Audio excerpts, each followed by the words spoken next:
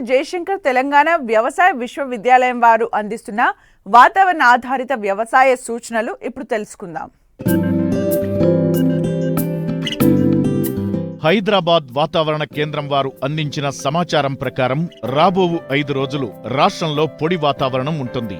పగటి ఉష్ణోగ్రతలు 29 నుండి 33 డిగ్రీల సెల్సియస్, రాత్రి ఉష్ణోగ్రతలు 16 నుండి 21 డిగ్రీల సెల్సియస్ మధ్య నమోదు కావచ్చు.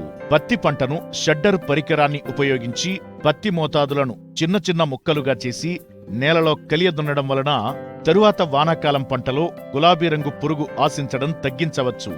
పత్తి పంటను తీసివేసి నీటి వసతి ఉన్న చోట రెండవ పంటగా నువ్వులు, పొద్దుతిరుగుడు, మొక్కజొన్న లేదా కూరగాయలాంటి పంటలను సాగు చెయ్యాలి. వరి సాగు చేసే రైతులు వరి గట్లను శుభ్రంగా ఉంచుకోవాలి. లేదంటే గట్ల మీద ఉండే కలుపు మొక్కలపైన కాండం తొలుచు పురుగు, అగ్గి తెగులు నివసించి వరి పంటను ఆశించును. ప్రస్తుత వాతావరణ పరిస్థితులు వరిలో కాండం తొలుచు పురుగు సోకుటకు అనుకూలం. నివారణకు వరి నారుమళ్లలో కార్బోఫ్యూరాన్ 3G గుళికలను 200 చదరపు మీటర్ల నారుమడికి 1 కిలో చొప్పున నారు పీకడానికి వారం రోజుల ముందు చల్లుకోవాలి.